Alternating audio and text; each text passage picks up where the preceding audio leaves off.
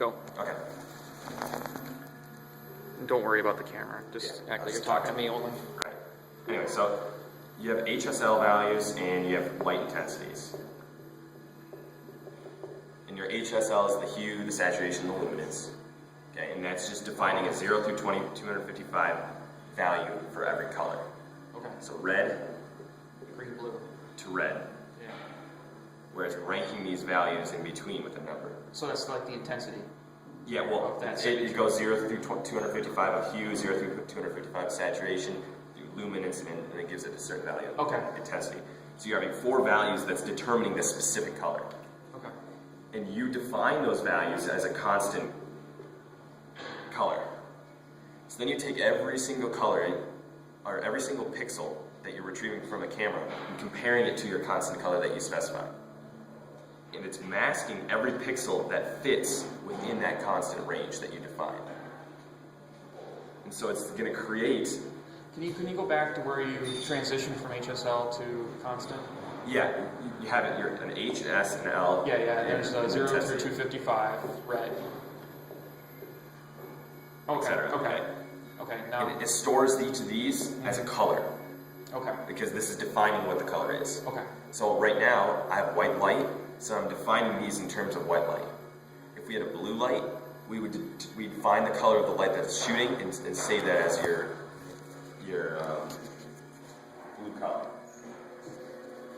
So then you're saving that as your specific actual color that you'll be trying to search for. Probably. There you go. So then you have your image that you're retrieving from your camera, and it masks all these pixels that go into your certain range that you specify. So say you had a light, like one of those lights, or you're going to get something like that. And then say we have a retroreflective tape. It's sending back all these values because the light that we specified, white light, it's seeing the white light and putting it here. So we've masked it to only pick up the bits that are relative to that color that we specified. So like a bit masking a 32-bit number, you're saying you're doing like a bitwise OR on the first bit, so you don't get it if you have 2, you get it only if you have 1. Exactly, yeah. Okay. So you're just pulling specific colors that you want. Okay. So then the next thing it's doing is it's doing a convex hull operation. And what that's doing is it's literally taking a square. H-U-L, hull? Convex hull. H-A-L-L? Okay. Hull. Okay. Operation. Just write it out. Yeah. Act like you're a t-shirt. But write as fast as Mrs. Hughes. Okay, yeah. So then it's putting these rectangles around these particles. In our coordinate space. Okay. Okay. What it's doing is it's filling this in. Okay.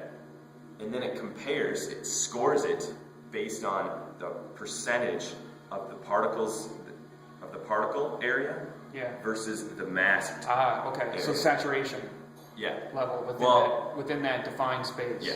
So of that light. Of the particle, because it's not necessarily light anymore. Yeah, okay. So we've redefined it as being the particle. Yep, this is a particle right here. And how much of that space is actually consumed by that particle? Yes. Okay. Okay. So that you have your square. So then it spits out a score. Okay. So for this score, it's around 50. This one's going to be around 35. And I'm assuming this one's going to be. So it's 96. like a percentage of saturation. Yes. You know, because if all the pixels are lit, then it's 100%. In a complete square. Yeah. Because say it does something like this. You have a particle that's like that. Actually, that's not. It's beyond the square, right? Go ahead. Sorry. Okay. You have something like that. It's going to take. That's not even. Okay. Sure. It's gonna take the outside barrier and just make it all a square, right? And now this area is very close to the total area that because there's only a specific amount that's. Sure. Yeah. So it has to rank it based on resolution of pixels comparing to pixels. the overall. Yeah, okay. So that's the first score. That's the convex Hall operation Sure. score. It's also called like the rectangle. What does it say up here? It says rectangle coverage, RECT coverage. And then it has a second. Where is that in here? Rectangle coverage. Okay. Okay. That number you're seeing, I'll explain it later. But so that's the first one, and then you have three others. The second one that it's doing is it's taking now it's going to take all of your convex hull operate masked images now, because they're now all squares and rectangles, and it's taking the pixel ratio of width to height. Okay. The backboard has a width to height from 24 to 18. So it's going to compare all of these masked image rectangles, their ratio to the basketball ratio. So you've set a desired target or a desired shape or size aspect. So if it was a circle, it would still measure the top of the circle to the width of the circle? Yes. Okay. So now it's going to compare these two and score. Okay. So it's going to give you a score of 0 to 100. The closer it is to 24 by 18, the closer the ratio, the better the score is. Okay. I would be interested to see if we put a triangle there. See what If it would happens. pick up the Well, aspect. I'll show you what happens. Or a oval, something like that. You know what I mean? Yeah. So then it has two more that it performs. Now it removes the masked image. And it's going to take the column scores. It's going to go down the column of pixels. Okay, so the individual pixel column. Yeah. And it's going to find the area of the column. Okay. So if this was completely filled, this area would be quite big based on the columns. If this area was empty, you'd have a specific, I guess it could go ratio. And I'm not too familiar with this, but all I know is it's going by columns. Well, yeah, it figures out in that domain, it's trying to figure out the edges. Right, yeah, it'll look at this domain right here. Position. So it's seeing multiple squares in there. Yeah, it's seeing this one, this one, this one, this one, and then a group of yeah. Right. So it's looking. No signature. It's looking for the no signature and making sure that there's a hollow cavity inside of it. Okay. It does. That's the third score, and then it does the same thing for horizontal. Okay. So now you have 4 scores. So if you were to have a object like this, 24 by 18, your rectangle coverage score is going to be high. Your aspect ratio score is going to be perfect. But your column and row scores are going to be low. Yeah. Low in the respect that you expect there to be a hollow space. Right, but there isn't. So then you translate it to high and low. Or a Low, zero so you're 100. inversing it, yeah. You I don't expect know. a hollow space. They didn't explain how to do that, but that's what they're. So National Instruments has kind of worked out some of those things for you. Yes. Made it straight. Okay, good. Okay. So then we specify in the LabView code. I guess you can move the camera back down. We specify the rectangle scores right here that we are looking for. Okay. And so if we look in our target right here and we have a certain, like right here, yeah. So if it's our higher, light's on here. Yep, light's on. Going to the target. It's reflecting back into the camera, and it's making the scores. So if you look, our first score is 97. And if you look, the edges of the square are very defined.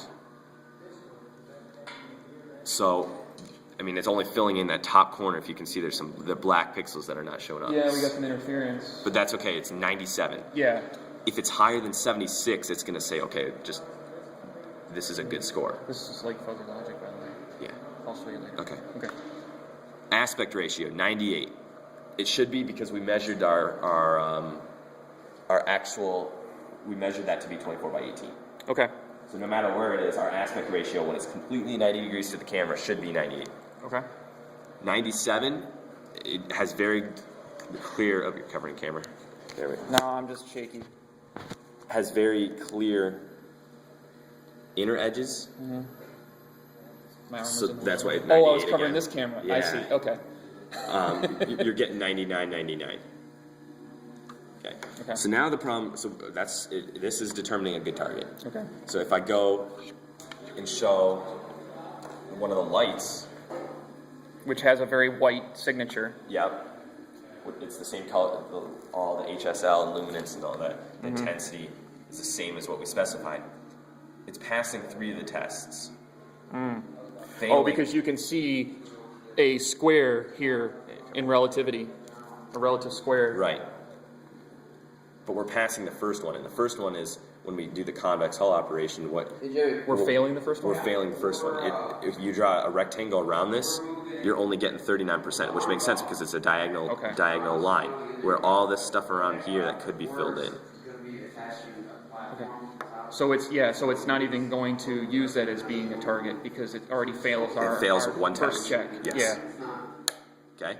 So I have not seen it do a target yet That's not the that is not the actual one. But it probably depends. You know, you could probably define your values to be such that it would actually pick up the wrong.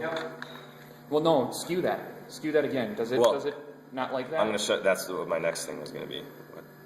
We did something. Okay, keep going then.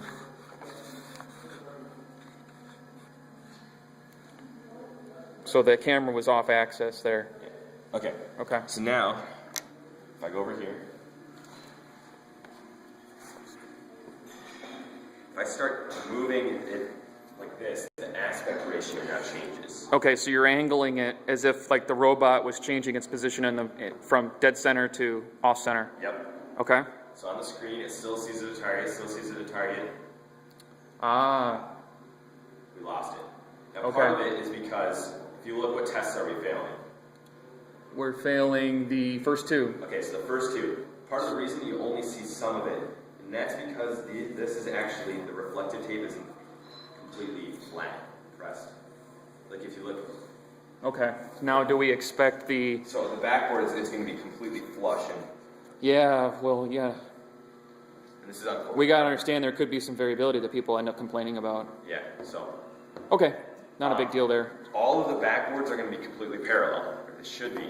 I mean, if you look on the LabView screen, I tilt it, it still tracks it. We should never get a crooked backboard though. Yeah, but if our robot changes its orientation somehow, then, you know, we're going to have to observe if the robot changes its pitch. Yes. I'm sorry, its roll. Right. And I mean, even, I don't know what angle. What about flip it up? Flip it up as if we were on the bridge. So it does the same thing as if we're curving. The aspect ratio. Yep, because you're defining the. Actually, it'd probably do better that way because So you're failing the second test. this aspect ratio. Yep. Okay, so we define those values based on our desired area of targeting. Yes. If our shooter can't shoot farther than a certain point, then we don't.